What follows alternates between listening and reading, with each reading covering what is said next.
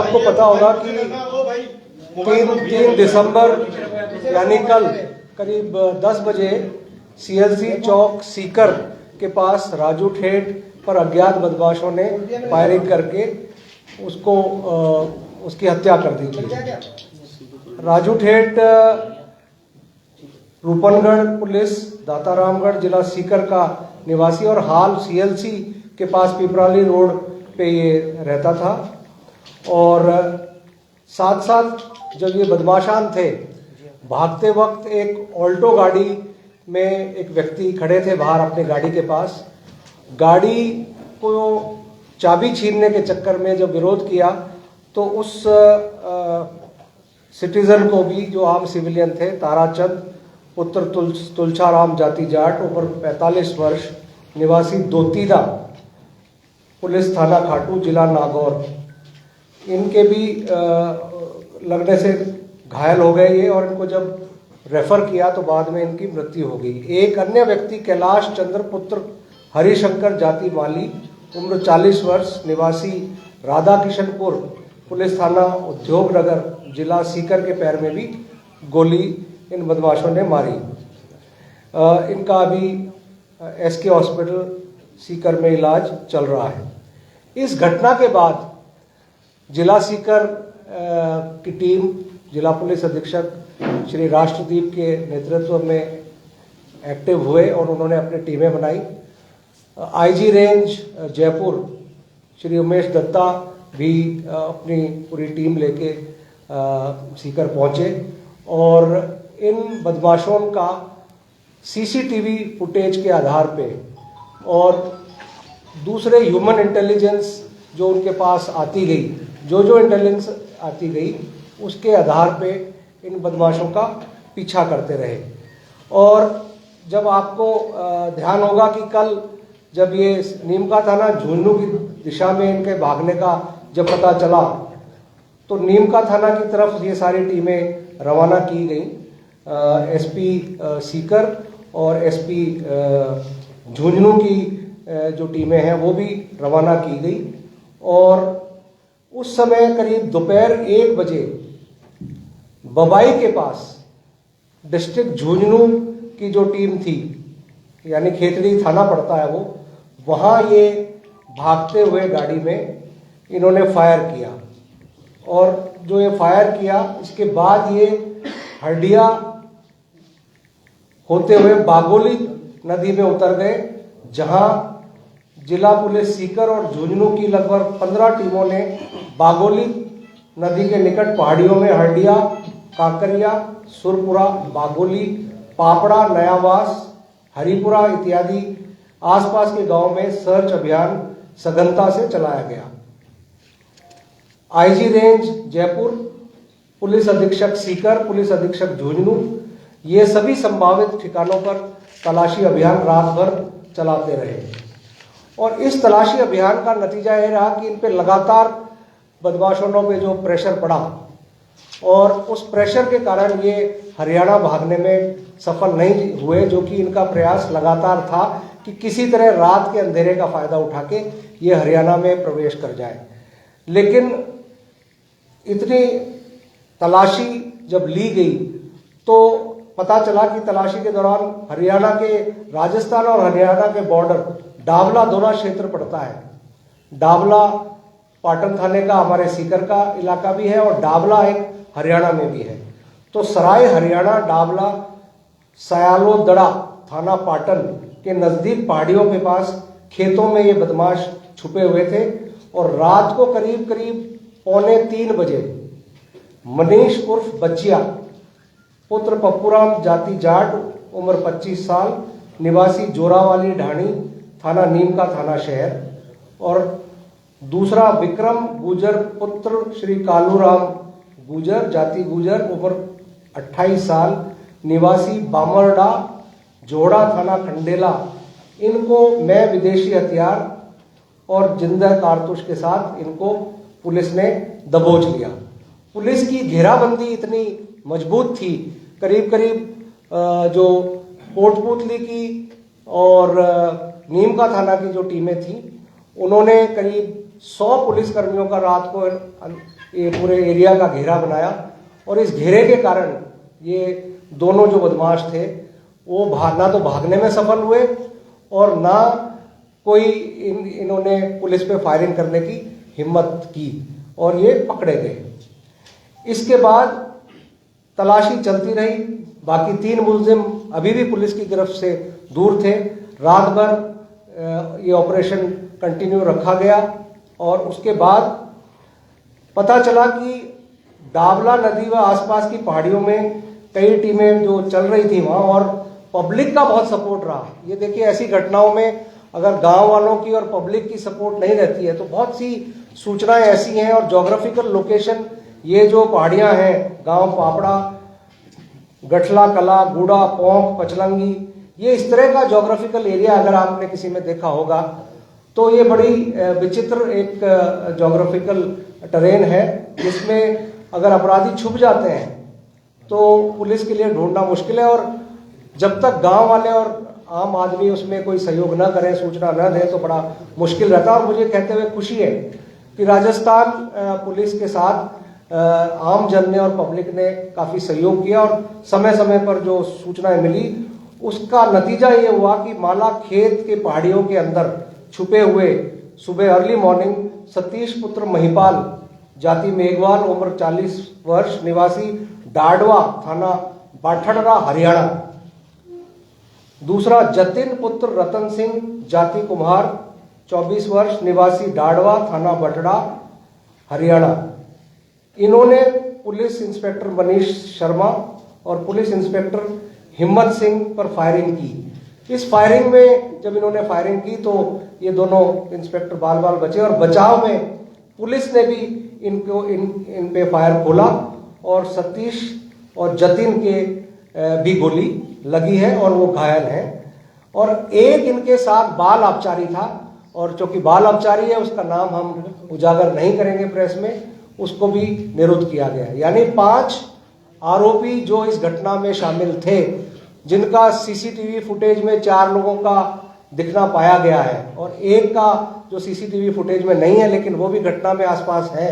ये 5 जो मुलजिम, 4 मुलजिम और 1 बाल आबकारी, ये पुलिस की गिरफ्त में है, डिटेन्ड है।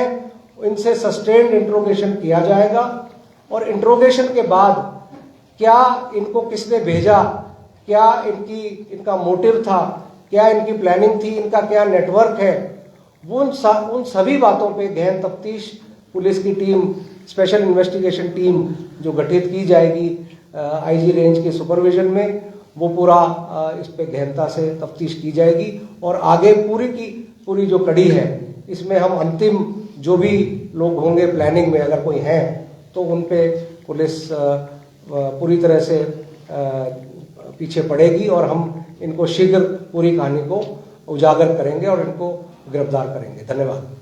सर, कारण क्या रहा इसके पीछे? ये इतनी बड़ी वारदात क्यों की गई? राजू सेठ को क्यों मारा इन लोगों ने? देखिए, जैसा कि मैंने बताया अभी हमारे गिरफ्त में वो लोग आए हैं जिन्होंने इस क्राइम को अंजाम दिया है। क्राइम को कई बार अंजाम देने के डिफरेंट मोटिव्स होते हैं। अगर इन्होंने अपने आप ही कोई दुश्मनी के कारण किया, निजी दुश्मनी के कारण, वो तो अलग बात है। लेकिन अगर इंट्रोगेशन में ये बात आती है, पूछताछ में ये बात आती है कि ये किसी के कहने पे किया, तो जिसके कहने पे किया उसका क्या मोटिव था, उसके लिए पुलिस को इनके इंट्रोगेशन की, इनकी रिमांड की जरूरत पड़ेगी, जो लिया जाएगा, इंट्रोगेशन किया जाएगा और आगे जो भी इनके लोग हैं जिन्होंने इनको भेजा है, इन्होंने प्लानिंग की है, उनके बारे में कहानी उजागर की जाएगी। वो एक तफ्तीश का विषय है।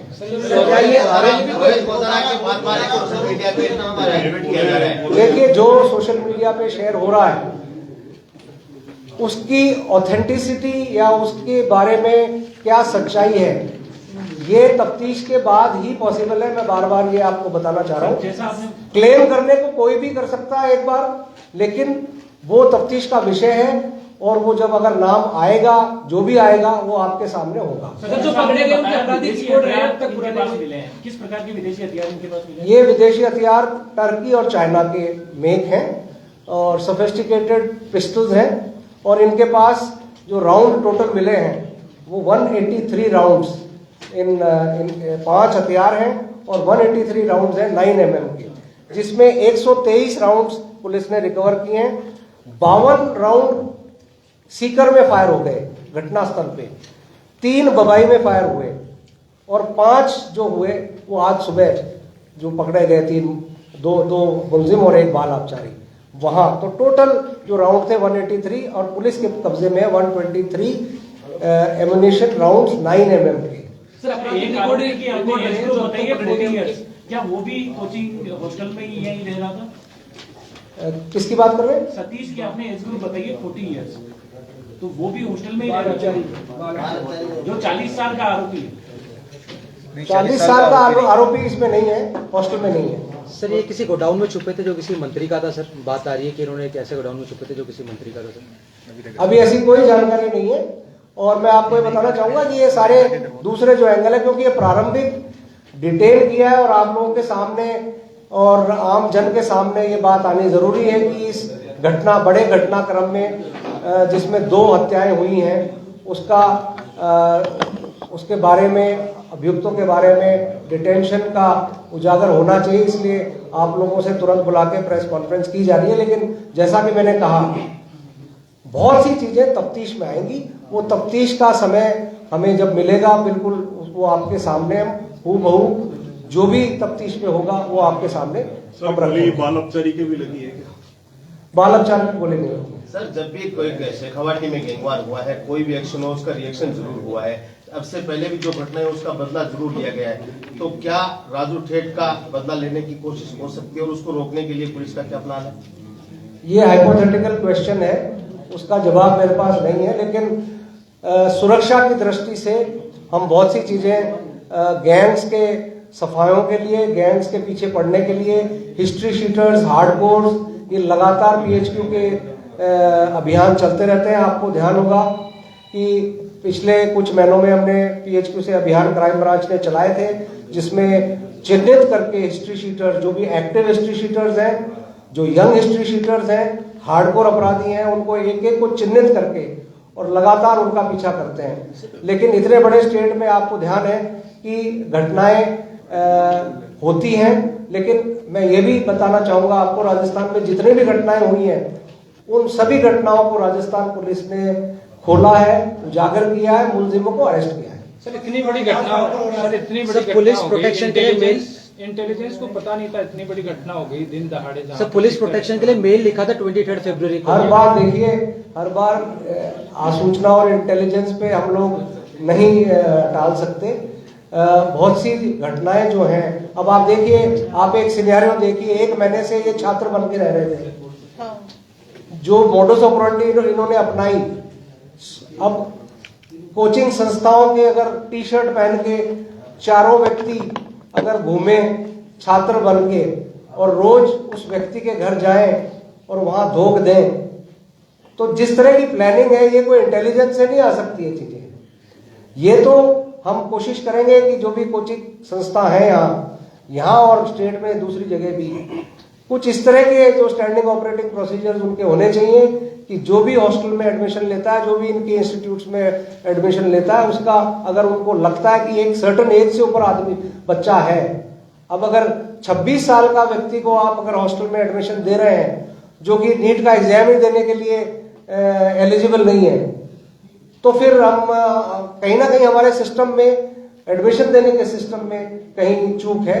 उसको हम इनसे बात करके वो जो लूप होल्स है उनको बंद कराएं। Sir, the deceased had written mail to the IG, CMO on 23rd February, but still no security given to the accused. Any specific reasons for that, sir? Security threat assessment is done very meticulously by the intelligence branch, and there are various aspects to threat assessment, and various angles are assessed before any person can be considered for security cover.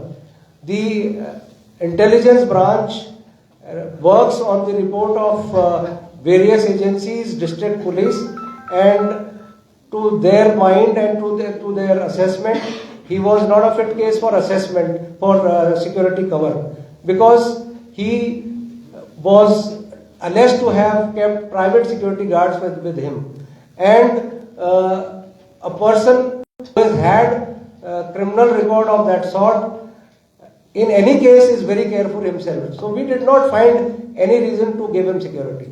Sir NIA की team भी आई है और उन्होंने sir Lawrence Bishnoi के लिए custody भी मांगी है जेल से, ऐसा कुछ सामने आ रहा है? नहीं अभी ऐसी कोई बात हमारे सामने नहीं है. सर डीजीपी उमेश मिश्रा ने इस बात को माना है कि ये prima fascia act of revenge लग रहा है. अब तक आपकी जांच में कौन कौन ऐसे लोग हैं जो रडार पे हैं, क्योंकि सुभाष बानुड़ा का नाम आ रहा है, सुभाष बराल का नाम आ रहा है, और भी लोगों का नाम आ रहा है इसके अंदर. आप क्या इसको एक्ट ऑफ रिवेंज मांग रहे हैं सर प्रथम दृष्टया? Prima facie yes that seems to be the case, लेकिन जितने भी नाम आ रहे हैं ये they are subject to verification and subject to investigation कि इनमें कौन असली इसका सूत्रधार है, अगर है तो कोई. सर पहले भी सीकर में 2017 में सरदारों की हत्या हुई तो लॉरेंस बिश्नोई और जो जेल में बैठे थे उन लोगों की भूमिका थी. तो इसमें भी कहीं ना कहीं बड़ा ऐसा लोग को लग रहा है कि वहीं से टारगेट दिया गया है. तो इसको लेकर कोई विशेष जेलों की सुरक्षा और जो चीजें हैं उसको लेकर? निश्चित रूप से जेलों की सुरक्षा एक अनवरत प्रक्रिया है. उसके सुधार की भी एक अनवरत प्रक्रिया है जेलों में कि किस तरह से जो ऑब्जेक्शनेबल मटेरियल है, सिम कार्ड्स हैं, इंस्ट्रूमेंट्स हैं, टेलीफोन इंस्ट्रूमेंट जो जेलों में जाने नहीं चाहिए, हथियार नहीं जाने चाहिए, वो एक कंटिन्यूअस प्रोसेस है. होम डिपार्टमेंट और जेल विभाग इस बारे में लगातार चिंतित रहता है और प्रयास भी करता है. लेकिन अगर आप देखेंगे कि एक सिम एक ऐसी चीज है, इतनी छोटी सी चीज है कि वो किसी भी रूप में छुपा के अंदर ले जाई जा सकती है. तो वो कई बार अंदर चली जाती है और उससे कई बार दिक्कत होती है. जो जिस तरह के क्राइम होते हैं, जिस तरह का थ्रेट्स और एक्सटॉर्शन कॉल्स जेल से कई बार होते हैं, तो लेकिन इसमें गंभीरता से पुलिस भी लगातार रेड देती है जेल विभाग के साथ मिलके, और कई बार उस रेड में इंस्ट्रूमेंट्स, मोबाइल इंस्ट्रूमेंट, सिम्स ये रिकवर भी करते रहते हैं. ये अनवरत प्रक्रिया चलती रहती है. रवि जी, चूंकि जो 5 आरोपी आपने गिरफ्तार करे हैं उनमें से कितने घायल हैं, तो हमको उपचार के लिए जयपुर रेफर किया जा रहा है? गिरफ्तार नहीं है, अभी डिटेन्ड है. उनको अभी हम लोग पूछताछ करेंगे, इंट्रोगेशन करेंगे और उसके बाद गिरफ्तारी डालेंगे. 2 घायल हैं क्योंकि पुलिस पे उन्होंने फायर किया, तो जवाबी फायर में पुलिस ने भी उन पे फायर किया. उनकी इलाज के लिए एक हॉस्पिटल में उनको ले जाया गया. कहाँ ले जाया गया मैं ये अभी नहीं बताऊंगा. क्या वो 2 सीकर वाले हैं या हरियाणा वाले हैं? जो घायल हुए हैं वो हरियाणा वाले हैं दोनों. सर इस प्रोसेस में जो हरियाणा के शूटर्स डिटेन किए गए हैं, क्या उनका एनसीआर में भी कोई पुराना क्रिमिनल रिकॉर्ड है और उनका किसी पुरानी गैंग से कोई ताल्लुकात वो पता करना? वो अभी पूरा रिकॉर्ड ले लेंगे. अभी एक्चुअली हमारी फर्स्ट प्रायोरिटी है उनको मेडिकल एड दिलवाना. उसका फिर उसके बाद सारी वो टीमें हमने लगा दी हैं. उनका डेटा पूरा जो क्रिमिनल रिकॉर्ड है वो प्राप्त कर लिया जाएगा.